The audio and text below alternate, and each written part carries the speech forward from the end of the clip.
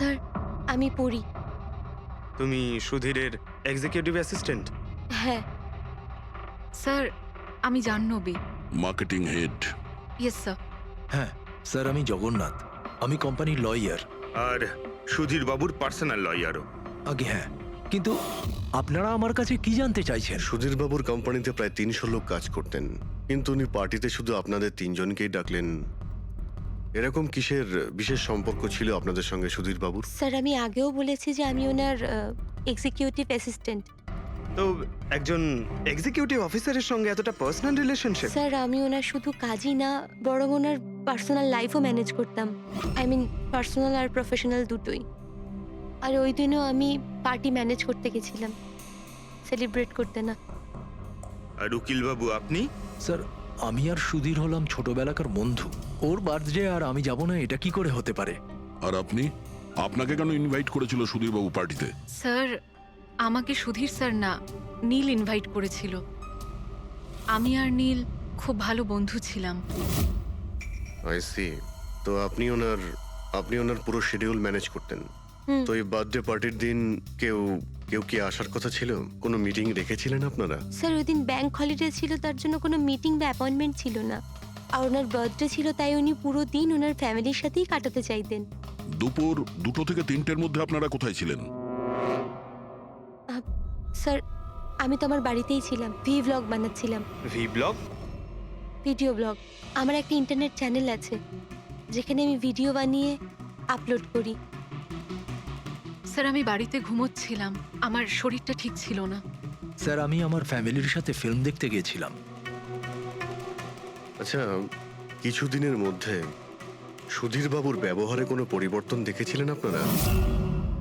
হ্যাঁ স্যার, আমি একটা জিনিস নোটিস করেছিলাম। স্যার, আজ থেকে ঠিক 1 মাস আগে আমাদের মিটিং চলছিল।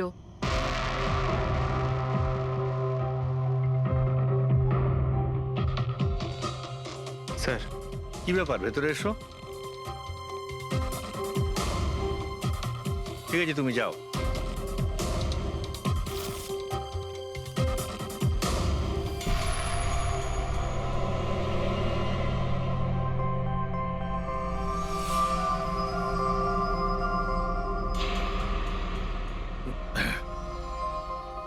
Sorry, gentlemen. Meeting is over. বাচ্চাদের পোশাক? Yes sir. আচ্ছা, আর কিছু নোটিস করেছিলেন আপনারা? কোনো অদ্ভুত কিছু? হ্যাঁ স্যার, এই 2 সপ্তাহ আগে উনি আমাকে বলেছিলেন যে উনি ওনার দলিল চেঞ্জ করতে চান। উইল বদলাতে চাইছেন কেন? জানি না স্যার, ওনার দলিলে 3জন মানুষের নাম ছিল। একজন ওনার স্ত্রী মায়া, আর 2জন ওনার ছেলে। কিন্তু উনি চতুর্থ একজনের নাম জুড়তে চাইছিলেন, অ্যাড করতে চাইছিলেন। কি নাম ছিল ওই চতুর্থ জনের? ওনার নাম তো উনি বলেননি। আপনি কি উইলটা বদলেছিলেন? আসলে আমি পেপার সব তৈরি করে দিয়েছিলাম, ব্যাস নাম ভরে ওতে সুধীরকে সই করতে হতো। জানি না কি হলো, হঠাৎ নিজের বার্থডের কিছুদিন আগে ও আমাকে বলল যে দলিল বদলাতে চায় না, ওই পুরনো দলিলটাই থাকবে। ঠিক আছে, এই চতুর্থ ব্যক্তি আবার কোথা থেকে এলো, যার নাম সুধীরবাবু নিজের উইলে ইনক্লুড করতে চেয়েছিলেন? সুধীরজির মৃত্যুর এই চতুর্থ জনের সঙ্গে কোনো কানেকশন থাকতে পারে। আমার তো এটাই কিছুতে মাথায় ঢুকছে না। বাচ্চাদের পোশাক কেউ কাউকে কেন পাঠাতে যাবে? বাচ্চাদের জামা কাপড় পাঠানো হয়েছিল, তাহলে ওই এনভেলপটা কোথায় গেল? সুধীরবাবুর রুমটা তো আমরা ভালো করে চেক করেছি, ওখানে তো কিছুই পাইনি আমরা। বাড়িতে নয় তো অফিসে?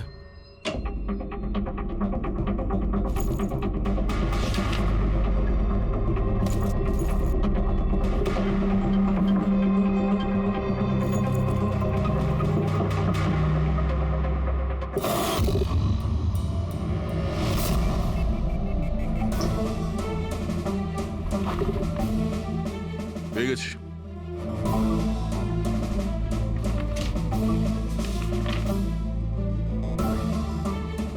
আরে, এতে তো দেখছি কোনো পোস্টাল স্ট্যাম্প বা যে পাঠিয়েছে তার নামই নেই। তাহলে পার্সেল এখানে পৌঁছলো কি করে? মনে হচ্ছে এই এনভেলপটা সোজা কেউ কোম্পানির পোস্ট বক্সে ঢেলে দিয়েছিল।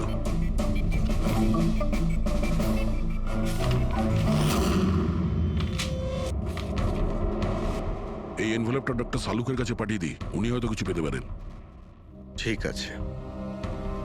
আচ্ছা, এই জাহ্নবী বলছিল যে এই পার্সেলটা দেখে মিস্টার সুধীর একদম চমকে গিয়েছিলেন। হতে পারে কোনো পুরনো স্মৃতি জেগে উঠেছিল। আর তারপর উনি কাউকে কলও করেছিলেন হয়তো। আগের মাসের কল ডিটেলস সুধীরবাবুরটা দেখি এই এনভেলপ পাওয়ার পরে সুধীরবাবু সবার আগে কাকে ফোন করেছিলেন? সুধীরের ফোন এসেছিল অনেক বছর বাদে। কি কথা হয়েছিল আপনাদের দুজনের? খুব রেগেছিল যে আমি ওকে কেন এনভেলপটা পাঠিয়েছিলাম, কিন্তু আমি তো ওকে এনভেলপ পাঠাইনি। কিন্তু কোনো কারণ তো ছিল যাতে সুধীরবাবু আপনাকে সন্দেহ করেন। হ্যাঁ নিশ্চয়ই, ওই এনভেলপে বাচ্চার জামা ছিল। ওর মনে হয়েছিল ওটা সেই জামাটাই যেটা আমি আর সুধীর আমাদের সন্তানের জন্য কিনেছিলাম। আমাদের বাচ্চার জন্য? আমার আর সুধীরের সন্তান। 30 বছর আগে আমি আরকে ওয়েবস কোম্পানিতে অ্যাকাউন্ট ডিপার্টমেন্টে কাজ করতাম।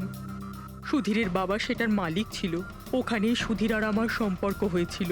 আর কিছু বোঝার আগেই আমি বুঝতে পারি যে আমি সুধীরের সন্তানের মা হতে চলেছি। তো আপনাদের দুজনের বিয়ে হয়নি? না, হয়নি। সুধীর তো কথা দিয়েছিল, কিন্তু ওর প্যারেন্টস রাজি হয়নি, কারণ আমি ওদের স্টেটাসে ছিলাম না। ওনারা তো সুধীরের বিয়ে অনেক বড়লোক বাড়িতে আর সেম স্টেটাসে করতে চেয়েছিলেন। তারপরে ওর প্যারেন্টস আর ফ্যামিলি খুব চেষ্টা করেছিল ওকে, আমাকে, এমনকি আমার ফ্যামিলিকেও বোঝানোর জন্য যে আমি বাচ্চাটাকে নষ্ট করে দিই। আমিও ঠিক করেছিলাম যে যাই হয়ে যাক আমি আমার সন্তানকে জন্ম দেবই। 15ই মার্চ 1990 সালে আমার সন্তান এই পৃথিবীতে এসেছিল, কিন্তু সেই রাতেই ও মারা গিয়েছিল। যে বাচ্চাটাকে কোলে নিয়ে আদর করছিলাম, ছোট ছোট জামা কাপড় পরাচ্ছিলাম, কিচ্ছু করতে পারিনি আমি। আমি ভেবেছিলাম যে এরকম সময় তো সুধীর আমার পাশে থাকবে, আমাকে সাপোর্ট করবে, কিন্তু ও তো এর আগেই আমার সাথে কথা বলাটাও বন্ধ করে দিয়েছিল। আর ওই মাসেই ও মায়াকে বিয়েও করেছিল। তো সেই জন্যই আপনি আজ অব্দি বিয়ে করেননি আর এখানে একাই থাকেন। হ্যাঁ, সুধীরবাবু আপনার সঙ্গে যা যা করেছেন তার জন্যে খুব কষ্ট হয়েছে আপনার হয়তো। খুব ঘেন্না করতেন ওকে? আমার থেকে বেশি ঘেন্নাও কে আর কেই বা করতে পারে। উনি আপনাকে আপনার অধিকার দেয়নি, আপনি সম্পত্তিতে ভাগ চাইলেন, আর যখন সম্পত্তি উনি আপনাকে দিলেন না তখন আপনি রেগে গেলেন আর মেরে দিলেন ওকে। আমি ওকে মারিনি, আর আমি ওকে কেন মারবো? আমি তো চেয়েছিলাম যে ও বেঁচে থাকুক আর সারা জীবন কষ্ট পাক। যেদিন সুধীরবাবু মারা যান সেদিন দুপুরবেলা আপনি কোথায় ছিলেন? আমি বাড়িতেই ছিলাম। আপনার কাছে কোনো উইটনেস বা প্রমাণ আছে? কোনো প্রমাণ নেই। হ্যালো, হ্যাঁ স্যার। ওকে স্যার, হ্যাঁ এখানেই আছেন, আমি বলে দিচ্ছি। হ্যাঁ, ইয়েস স্যার। স্যার সালুমকে স্যার ফরেন্সিকে ডাকছেন তাড়াতাড়ি, বলছিলেন যে কিছু দেখাতে চান। ওকে। করতে পারবে না বস।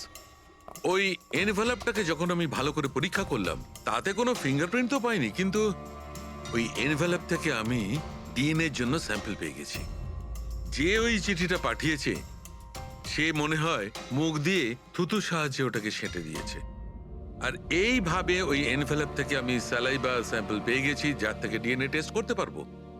কিন্তু ডক্টর, ডিএনএ টেস্টিং এতে তো 4 থেকে 6 সপ্তাহ লাগবে। হ্যাঁ, আর আমি 5 দিনের জন্য যাচ্ছি দিল্লি এক কনফারেন্সে, কিন্তু তার আগে আমি কিছু প্রাইমারি টেস্ট করিয়ে নিয়েছি।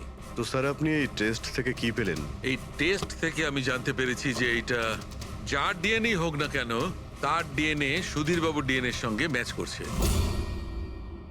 কি? তার মানে এই যে তার মানে হচ্ছে এইটা যে এই চিঠিটা পাঠিয়েছে সেটা সুধীরবাবুর কোনো রক্তের সম্পর্কের লোক। তার মানে সুধীরেরই নিজের কেউ সুধীরকে ব্ল্যাকমেল করছে, কিন্তু কে কে হতে পারে? স্যার, অদিতির পেটে যে বাচ্চাটা ছিল সেটা তো মরা অবস্থায় জন্মেছিল। হ্যাঁ, আর রইল বাকি সুধীর বাবুর 2 ছেলে নীল আর রিতেশ। ওরা দুজন আবার সুধীরবাবু আর অদিতির গোপন রহস্যটা জেনে ফেলেনি তো? হতে পারে তার জন্যই ব্ল্যাকমেল করছিলেন বাচ্চাগুলোর পোশাক পাঠিয়ে। আচ্ছা স্যার, ওই যে বাচ্চাদের পোশাক পেয়েছিলাম ওগুলো কি সত্যি পুরনো নাকি ময়লা টয়লা করে পুরনো দেখানোর চেষ্টা করা হয়েছে? আমি ওগুলোকে স্পেশালাইজড ল্যাবে পাঠিয়ে দিয়েছি চেক করার জন্য, তাড়াতাড়ি জানা যাবে। আচ্ছা, পুরবি সুধীর বাবুর ছেলের ব্যাপারে কি জানতে পেরেছো? কি করতো ও? স্যার 1 বছর আগে সুধীর বাবু নিজের কোম্পানিতে নিজের ছেলেদেরকেই বোর্ড মেম্বার বানিয়েছিলেন, আর তারপর থেকেই কোম্পানি লসে যেতে শুরু করলো। ওরা কোম্পানির টাকা নিয়ে নিজেরাই নয়ছয় করতো, দামি দামি গাড়ি, প্রচুর শখ মেটাতো, সবকিছু করতো শুধু কাজ বাদ দিয়ে। কিন্তু স্যার সুধীরবাবু তার ছেলেদের খুব ভালোবাসতেন, দুজনের জন্য আলাদা আলাদা বাংলো।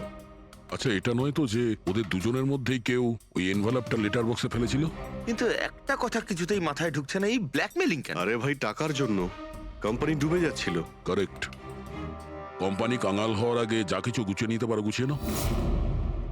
যদি সুধীর বাবুর 2 ছেলে তাদের বাবাকে টাকার জন্য ব্ল্যাকমেল করে থাকে, তাহলে নিশ্চয়ই ওনার ব্যাংকের অ্যাকাউন্টে নিশ্চয়ই টাকা এসে থাকবে, খুব বড় রকমের ফিগার।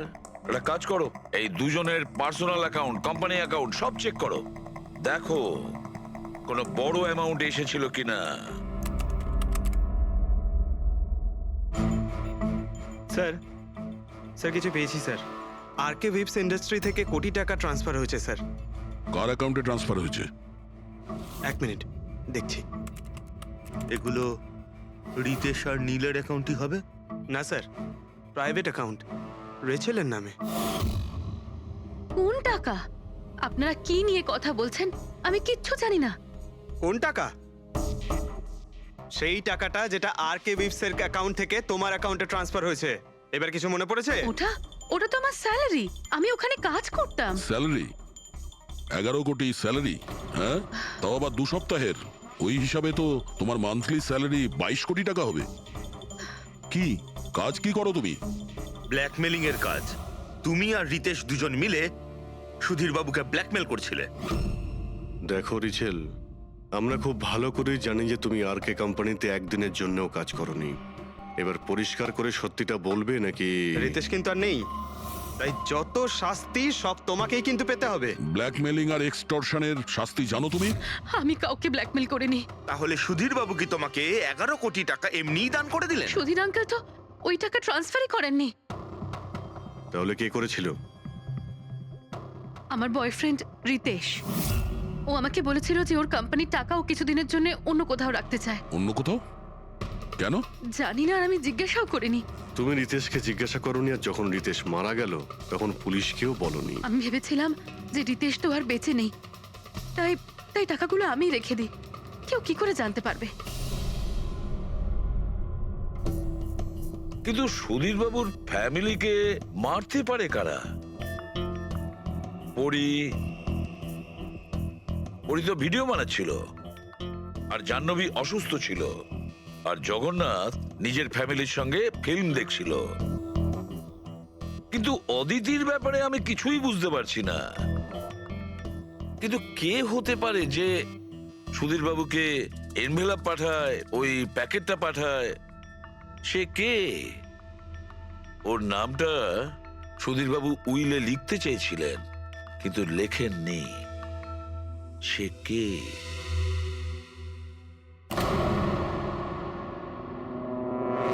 প্রেমের দ্বিতীয় কেকটা কোথা থেকে আসলো? হ্যাঁ স্যার, এখানে দুটো কেক। সেটাই তো, যখন বার্থডে ছিল সুধীর বাবু তার নিজের ফ্যামিলির সঙ্গে, ছোট কেকটা কেন কাটতে যাবে যেখানে এত বড় কেকটা রয়েছে এর সামনে? স্যার, যাতে ও রাতে পার্টিতে বড় কেক খেতে পারে। আরে ভাই, সুধীরবাবু কি 18 বছরের বাচ্চা ছিল নাকি যে নিজের বার্থডেতে দুটো কেকের অর্ডার দেবে? স্যার, হতে পারে এই কেকটা ওনাকে কেউ গিফট করেছে, এই বাদামওয়ালা কেক। সেটা তো বক্সে নিয়ে আসবে, আর তার উপরে কেক শপের নামটাও লেখা থাকবে।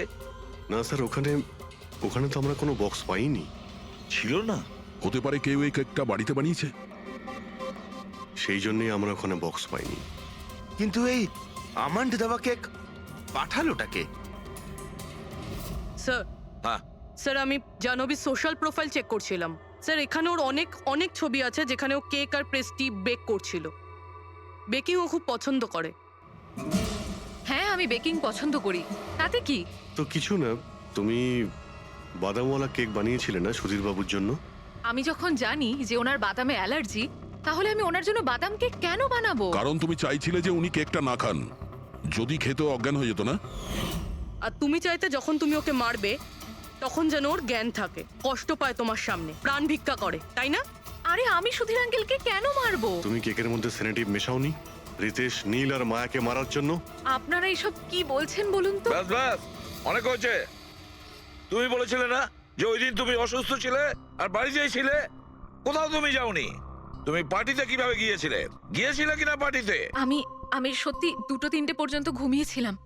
তারপর ঘুম থেকে ওঠার পর আমার মনে হলো যে আমি একটু বেটার ফিল করছি, আর তাই আমি পার্টিতে চলে যাই। এতে আমার কি অন্যায়? তুমি যদি রাত 2টো থেকে 3টে অবধি সত্যিই ঘুমিয়েছিলে, তাহলে 2:30টার সময় যখন সুধীর বাবু মারা যান, তখন তোমার মোবাইল ওনার ঘরের সামনে গেল কি করে?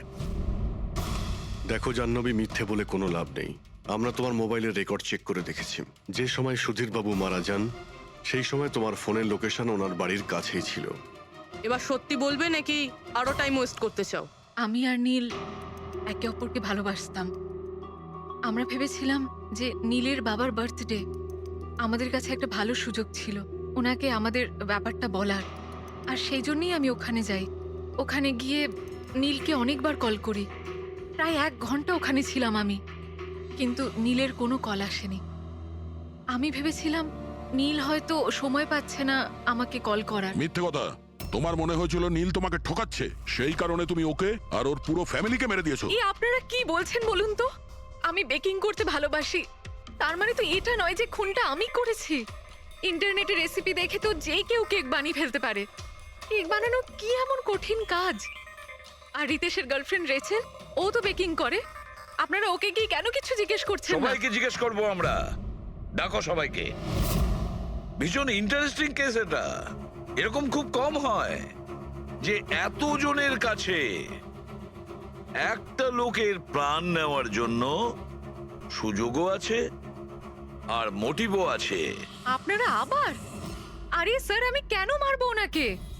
আপনি নীলকে বিয়ে করতে চেয়েছিলেন, ওর ফ্যামিলির লোকেরা রাজি হয়নি। এ তো খুব বড় একটা কারণ খুন করার। আর সুধীর বাবুর ফ্যামিলির জন্য আত্মমর্যাদা, সোশ্যাল স্ট্যাটাস অনেক গুরুত্বপূর্ণ ব্যাপার ছিল। এর সবচেয়ে বড় এক্সাম্পল অদিতি দেবী। আর সুধীর বাবু এই নিজের সম্পত্তি আর স্ট্যাটাসের জন্য আপনার জীবন নষ্ট করে দিয়েছেন। তাহলে আপনার থেকে বেশি ঘৃণা আর কে করতে পারে? আমার কাছে পয়সার কোনো মূল্য নেই, আর না কোনো বিষয়ে রিগ্রেট। আফসোস তো তোমার হওয়ার কথা রাচেল। এখানে তো 5,000 টাকার জন্য মানুষ মানুষকে খুন করে, আর তুমি তো বসে বসে 11 কোটি টাকা পেয়েছো। আর আপনি? আপনার হাতে তো সুধীর বাবু তার লাইফের রিমোট কন্ট্রোল দিয়ে দিয়েছিল। আপনি সবই জানতেন ওনার ব্যাপারে। এটাও জানতেন যে উনি ওনার গানটা কোথায় রাখেন। দেখুন, আপনাদের যা ইচ্ছে বলতে পারেন। আমি আপনাকে আগেও বলেছিলাম যে আমি সেদিন ঘরে ভিডিও ব্লগ বানাচ্ছিলাম, চাইলে আমার ফোনও চেক করতে পারেন। হ্যাঁ হ্যাঁ, নিশ্চয়ই। ওই দেখি, জানা তো যাবে কিভাবে ভিডিও ব্লগ বানানো যায়।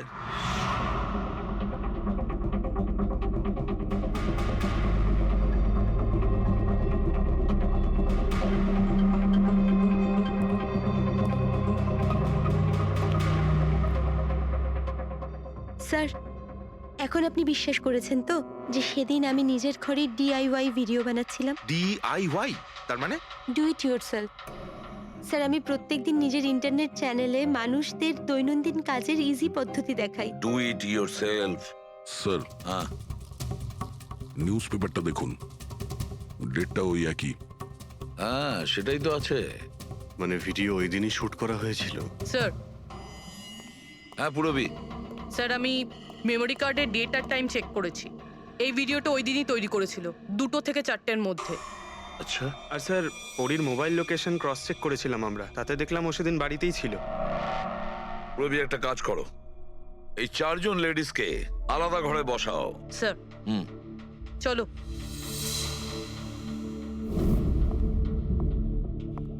স্যার, কি ভাবছেন আপনি?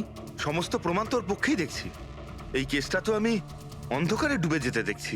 ঠিক একটা কথা তো পরিষ্কার, যখন অন্ধকার হয় তখন কোনো ছায়া পড়ে না। কিন্তু আমার মনে হয় এই পুরো কেসটাই ছায়ারই খেলা। সানডাইল জানো তো? সানডাইল এই জিনিসটা আসলে সূর্যের আলো কোন দিকে যায় সেই অনুযায়ী টাইমটা দেখায়। হ্যাঁ, সানডাইল এমন একটা জিনিস যেটা থেকে আমরা আকাশের সূর্যের পজিশনটা বুঝতে পারি, যেটা থেকে আমরা সময়টা আন্দাজ করতে পারি। এবার দেখো, আমাদের পৃথিবী ঘুরতে থাকে আর সেই জন্য সূর্যের অ্যাঙ্গেলটাও বদলে যায়, যেটার কারণে সানডাইলে ছায়ার পজিশনটা বদলাতে থাকে। এটা তো মাথায় ঢুকে গেছে স্যার, কিন্তু এটার এই কেসটার সাথে কি সম্পর্ক বলুন এর তো? সঙ্গে সম্পর্ক আছে ফেডরিক। পরি, এই পুরো প্রমাণগুলোই আমরা পরীর কাছ থেকে কালেক্ট করেছি। পরি সে এমন একজন কেউ পুরো এভিডেন্স গুলো ম্যানিপুলেট করতে পারে, মেমোরি কার্ডের ডেটটাও চেঞ্জ করতে পারে, পুরো এভিডেন্সেস কন্ট্রোল করতে পারে, কিন্তু সূর্যকে কন্ট্রোল পরি করতে পারে না। ভুলে যেও না যে সূর্য কোনো সময়ই ভুল সময় সে দেয় না। তার মানে ওরই ভিডিওতে ডেট আর টাইম দুটোই চেঞ্জ করে দিয়েছে। হয়তো চেঞ্জ করেছে বা করেনি, কিন্তু এখন আমরা এই ছায়াকে প্রশ্ন করব যে পরি সত্যি বলেছে না মিথ্যে বলেছে। কারেক্ট, এই সেটিংটা একদম সেরকমই হয়েছে যেমন পরীর ভিডিওতে ছিল। আর রোদও সেই রকম আছে সেদিন যেরকম ছিল। শুধু পরীর জায়গায় পুরবি দাঁড়িয়ে আছে। স্যার, আমরা এখানে কি করব? আগামী 6 ঘন্টা পর্যন্ত পূরবীকে এইভাবেই দাঁড়িয়ে থাকতে হবে যেভাবে ভিডিওতে পরী দাঁড়িয়েছিল। আমরা এটাই দেখতে চাই যে যদি পরী সত্যি কথা বলে তাহলে 2 থেকে 4টের মধ্যে পূরবীর মুখে ঠিক সেই জায়গা থেকে রোদ্দুর পড়বে যেমন পরীর মুখে ছিল। আর স্যার, যদি আমার ছায়া পরীর ছায়ার সাথে ম্যাচ না করে তো? তো দেখতে হবে। ক্যামেরা অন করো।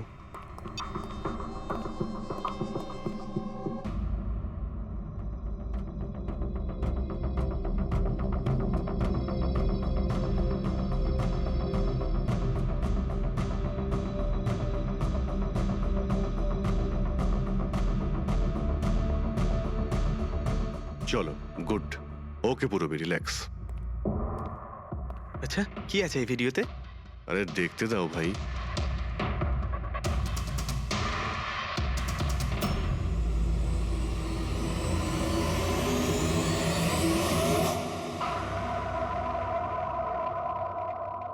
তো সকাল 11টা থেকে 1টার মধ্যে তুমি ওই ভিডিওটা রেকর্ড করেছিলে।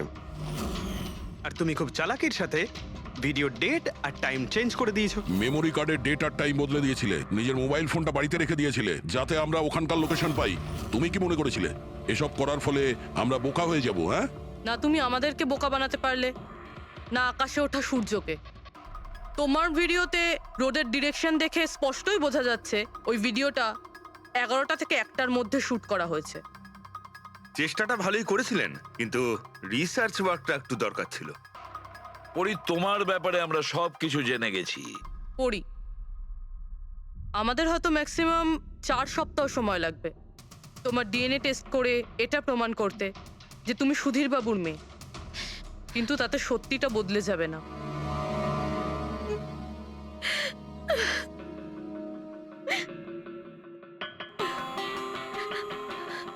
আমি ওনাকে মারতে চাইতাম না, একদমই মারতে চাইতাম না ওনাকে। আমি তো শুধু এইটুকু চাইতাম যে উনি আমাকে স্বীকার করুক। ছোট থেকে এখনো অবধি আমি অনাথ আশ্রমে বড় হয়েছি, তার জন্য একটা ফ্যামিলি চাইতাম আমি। তুমি সুধীর বাবুর ব্যাপারে জানতে পারলে কিভাবে? ওই আমার ছোটবেলার জামা কাপড়ের জন্য। ওই জামা কাপড়ে হসপিটালের কার্ড ছিল, উনি ওটা বের করতে ভুলে গেছিলেন। ওই কার্ডে বাবার নাম্বারও ছিল। তারপর আমি বাবাকে অনেক খুঁজলাম, তখন শেষ পর্যন্ত ওনার কোম্পানির কথা জানতে পারলাম। কিন্তু তুমি ওনার কোম্পানি কেন জয়েন করলে? তুমি চাইলে সুধীরবাবুকে অন্য জায়গাতেও কথাটা বলতে পারতে যে তুমি ওনার মেয়ে। কিন্তু আগে আমি ওনার সাথে দেখা করতে চাইতাম, চিনতে চাইতাম ওনাকে। তারপর আস্তে আস্তে জানতে পারলাম যে উনি খারাপ মানুষ নন, মনের দিক থেকে খুবই বড়। তখন আমি ভাবলাম যে হয়তো ওই সময় ওনার অবস্থা খুব খারাপ ছিল, তাই অনাথ আশ্রমে দিয়েছিল আমাকে। কিন্তু এখন তো ওনার খুব ভালো অবস্থা, এখন তো উনি আমায় আপন করতে পারতেন। তাহলে ওনার সঙ্গে দেখা হতে না হতে প্রপার্টিতে ভাগ কেন চাইলে? কারণ আমি জানতে চাইতাম যে ওনার কাছে ইম্পর্টেন্ট কি, টাকা না আমি। তার জন্যই সুধীরবাবু ওনার উইল চেঞ্জ করতে চাইছিলেন। হ্যাঁ, আর এটা শুনে আমি খুব খুশি হয়ে গেছিলাম। কিন্তু সুধীর বাবু তার সিদ্ধান্ত বদলে ফেলেছিলেন, যেটা তুমি সহ্য করতে পারোনি। স্যার, ও সব ওনার ওয়াইফ আর ওনার মেয়ের জন্য হয়েছিল। ওরা এটা সহ্যই করতে পারছিল না যে বাবা আমার নাম উইলে অ্যাড করছিল। অর্থাৎ আরও একবার সুধীরবাবু আপনাকে মেনে নিতে অস্বীকার করলেন। হ্যাঁ, আর এইবারও ঠিক ফ্যামিলির জন্যই। উনি একদম বদলাননি, উনি একদম ঠিক আগের মতোই ছিলেন। সেলফিশ, সুবিধাবাদী, দায়িত্বজ্ঞানহীন। সহজভাবে নিজের ভাগটা পাননি বলে ওনাকে ব্ল্যাকমেল করতে শুরু করে দিলেন। না, আমি যখন ওনাকে প্রথম এনভেলপ পাঠিয়েছিলাম তখন আমার এরকম উদ্দেশ্য ছিল না। আর না আমি এতটাই বোকা যে এনভেলপ নিজের মুখ দিয়ে সিল করব। আমি তো এটাই ভাবতাম যে অ্যাটলিস্ট উনি আমাকে নিজের ফ্যামিলিতে ইনক্লুড করুক, আমার নিজেরও একটা ফ্যামিলি হোক। আর তার জন্যই আমি বাবার জন্মদিনের দিন নেশাযুক্ত ওষুধ দিয়ে বাদামের কেক নিয়ে ওনার বাড়িতে গেছিলাম। Happy birthday to you.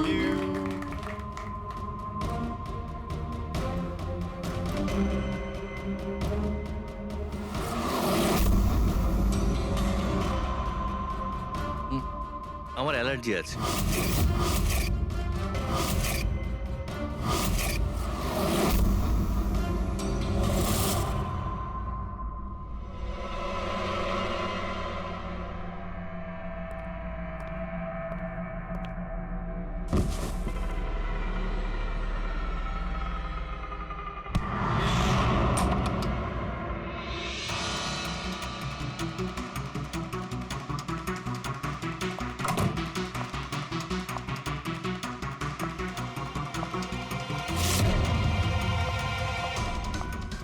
বাবা,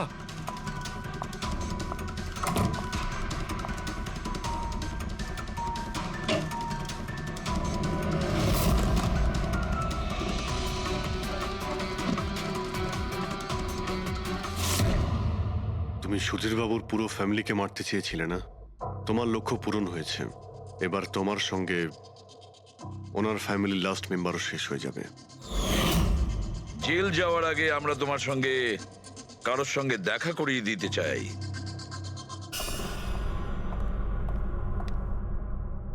ইনি অদিতি দেবী, তোমার মা। মা,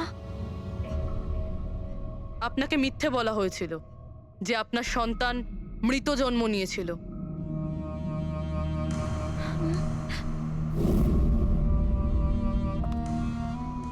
মা,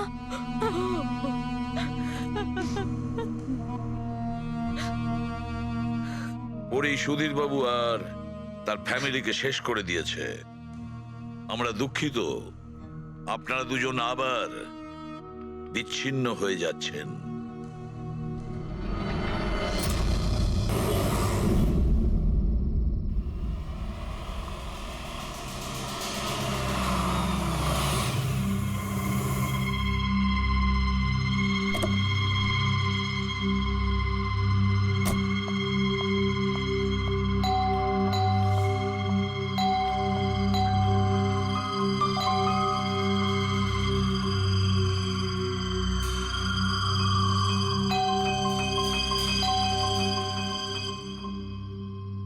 আমাদের পার্টিতে ডেকে নিজে ঘুমিয়ে পড়েনি তো?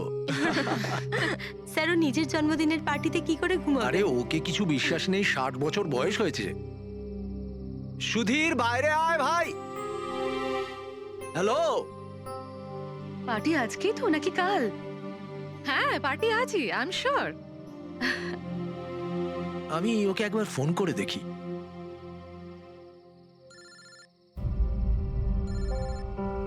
ভেতর থেকেই তো রিং শোনা যাচ্ছে, তাহলে কেউ গেট খুলছে না কেন? তাহলে ভিতর থেকে কেউ দরজা কেন খুলছে না? আমি বললাম না 60 বছর বয়স, এখনো বাচ্চা আছে। Sudhir,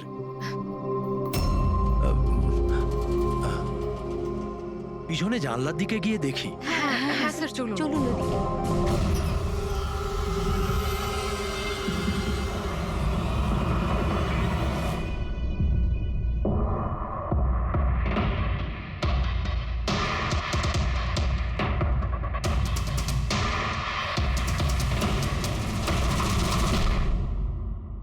emergency medical card. এনার আমন্ড আর শেলফিশে অ্যালার্জি আছে।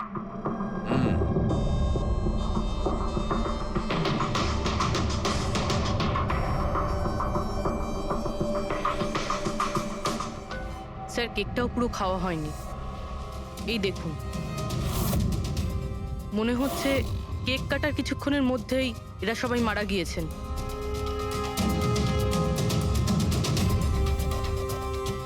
হাতাহাতির কোনো চিহ্নই নেই, সোজা গুলি করেছে।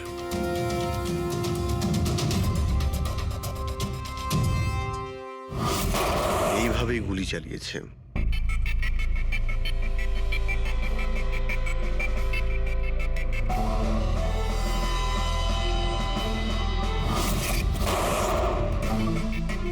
আরেকটা লাশ কোথায়?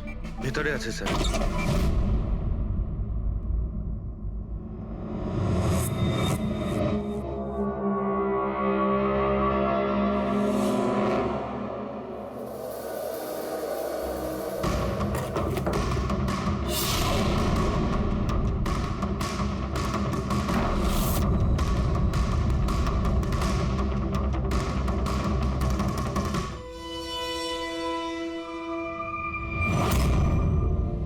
গান কেস,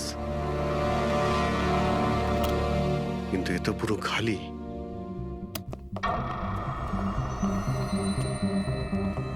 তবে স্যার, এই ঘটনা ঘটেছে কতক্ষণ হয়েছে? এই 4 জনের মৃত্যুই কালকে দুপুর 2টো থেকে 4টের মধ্যে হয়েছে। এরা কে কিছু জানতে পারলে? হ্যাঁ স্যার, উনি সুধীর বাবু, আর কে উইপস ইন্ডাস্ট্রির চেয়ারম্যান। ওর বড় ছেলে নীল, আর এ ওর ছোট ছেলে রিতেশ। আর ভিতরে যে আছে সে সুধীর বাবুর স্ত্রী মায়া। স্যার, নীল আর রিতেশ দুজনেই আর কে উইভস কোম্পানির বোর্ড মেম্বার ছিল, কিন্তু কোম্পানির অবস্থা খুবই খারাপ ছিল, বন্ধ হওয়ার জোগাড়। প্রচুর ধার বাকি হয়ে গেছিল, আর বাজারের ধারও মেটাতে পারছিল না, সমস্যা বেড়েই চলেছিল। তাহলে এখানে সেলিব্রেশন কি জন্য হচ্ছিল? স্যার, সুধীর বাবুর 60তম জন্মদিন ছিল। বার্থডে সেলিব্রেট করছিল? তাহলে নিশ্চয়ই আরো অনেকে এসেছিল। অফিসের কিছু লোক এসেছিল স্যার, আর ওদেরকে জিজ্ঞাসাবাদ করে ছেড়ে দিয়েছি। এরা সবাই এখানে একসাথে থাকতো কি? না না স্যার, এখানে তো শুধু সুধীরবাবু আর মায়া থাকতেন। সুধীরবাবু নীল আর রিতেশের জন্য আলাদা আলাদা বাংলো কিনে রেখেছিলেন, এরা দুজন ওখানেই থাকতো। আজকে তারা বাবার জন্মদিন পালন করতে এসেছিল। স্যার, সন্ধেবেলায় অনেক বড় একটা পার্টি হওয়ার কথা ছিল। কেক কাটার কিছুক্ষণের মধ্যেই সবাই মারা যায়। পার্টি প্ল্যান যারা করেছিল সেই টিমটা এসেছিল, কিন্তু কেউ দরজা খোলেনি দেখে চলে গিয়েছিল। বস, আমার মনে হচ্ছে না যে কেউ বাইরে থেকে এসেছিল। যা কিছু ঘটেছে এই 4 জনের মধ্যেই ঘটেছে। কিন্তু বাড়িতে তো কোনো চাকর অবশ্যই থাকবে। আছে তো, চাকর আছে তো, কিন্তু তারা গ্রামে গেছে। সুধীরবাবু শুধু আজকের জন্য একজন সার্ভেন্ট হায়ার করেছিলেন, সে কাল সকালে কাজ করে গেছিল, আর পার্টি শেষ হওয়ার পরে আজকে এসে পরিষ্কার করার কথা ছিল। পার্টি শেষ হওয়ার আগেই সবকিছু শেষ হয়ে গেছে। মনে তো হচ্ছে এটা মার্ডারই। সরি ডক্টর সালুকে, আমার এটা মনে হচ্ছে যে এই 4 জন ছাড়াও এখানে আরো একজন ছিল, যে বাইরে থেকে ভেতরে এসেছিল। একটু মন দিয়ে দেখো, এখানে কোনো হাতাহাতির কোনো চিহ্ন নেই, আর প্রত্যেকটা জিনিস নিজের জায়গাতেই আছে। এটা মনে হচ্ছে যে কেউ কেকের মধ্যে কিছু মিশিয়ে দিয়েছিল, যেটা খেয়ে এরা 4 জনই অজ্ঞান হয়ে গেছিল। তারপরে ওই 5 নম্বর লোকটা বাড়ির মধ্যে ঢুকলো, এসে সবাইকে গুলি করে দিল। এটা বস 100% মার্ডার। মার্ডার আর সুইসাইডও। আচ্ছা, তোমরা তো নিশ্চিতভাবে কি করে বলছো?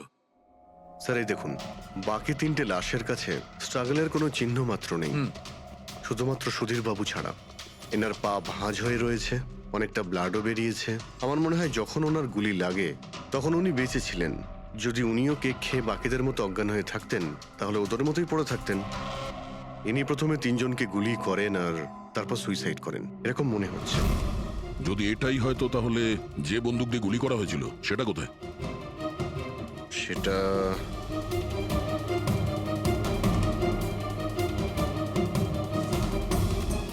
এই এইখানে গুলি লেগেছিল মানে মাথাতে। সুধীর বাবু যদি এইভাবে গুলি চালান তো এইভাবেই হয়তো পড়েছেন, আর তখনই হাত থেকে বন্দুকটা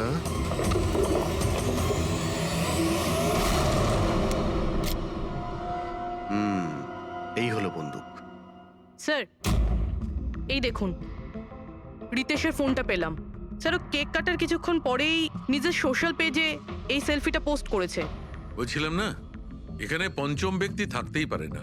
কিন্তু বুঝতে পারছি না কেন, আমার এখনো সন্দেহ আছে। দেখুন, সন্দেহ করা তো আমাদের কাজ। একটা কাজ করে যতগুলো এভিডেন্স আছে, যতগুলো জিনিস আছে, সব বিউরোতে নিয়ে যাই, দেখি এসিপি স্যার কি বলেন। গোলমাল মনে হচ্ছে।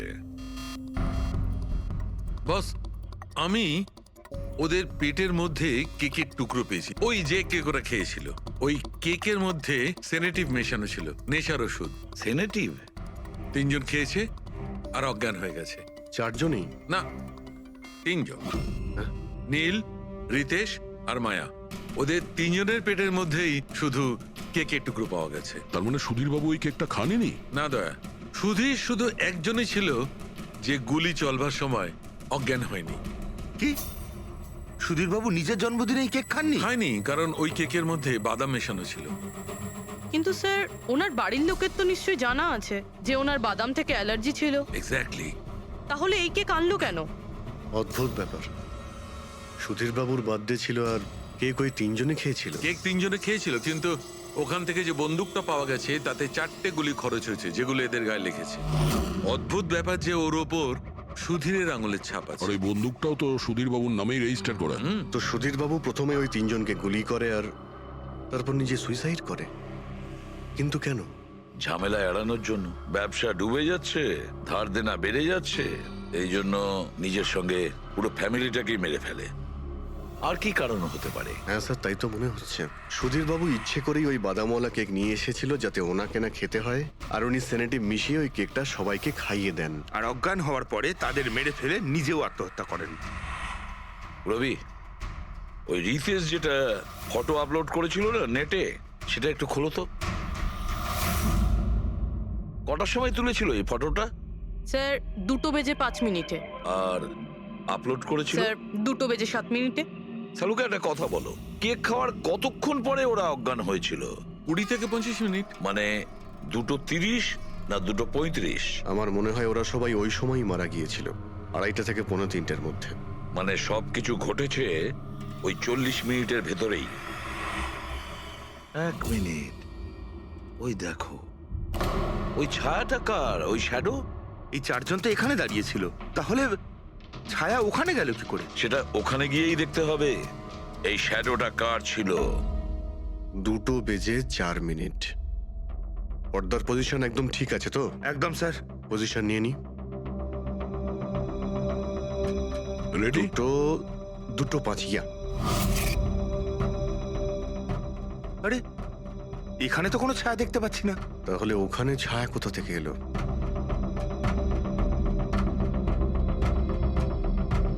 রোদটা এই দিক থেকেই আসছে। পুরবি, তুমি ওইখানটা গিয়ে দাঁড়াও তো। ইয়া, ব্যাস।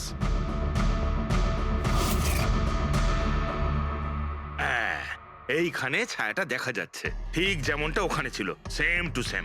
আমি ঠিকই বলেছিলাম, এখানে কোনো 5 নম্বর লোক ছিল। আর সে ওখানেই দাঁড়িয়েছিল যেখানে আমি দাঁড়িয়েছিলাম। এই সেই লোকটাই হবে যে সুধীর বাবু আর তার পরিবারকে মেরেছে। আর সে আমাদের অলমোস্ট ধোকা দিয়ে দিয়েছিল যে এটা মার্ডার কাম সুইসাইড। আর ওর ছায়াই ওকে ধোকা দিয়ে দিয়েছে। কিন্তু স্যার আমরা এই ছায়ার মাধ্যমে খুনি অবধি পৌঁছবো কি করে? খুনির মেন টার্গেট ছিল সুধীর বাবু, আর সে ওই সময় ওখানেই দাঁড়িয়েছিল। নিশ্চয়ই চেনা জানাই কেউ হবে। কারেক্ট। খোঁজ নিয়ে দেখো সুধীর বাবু পার্টিতে কাদের কাদের ডেকেছিলেন।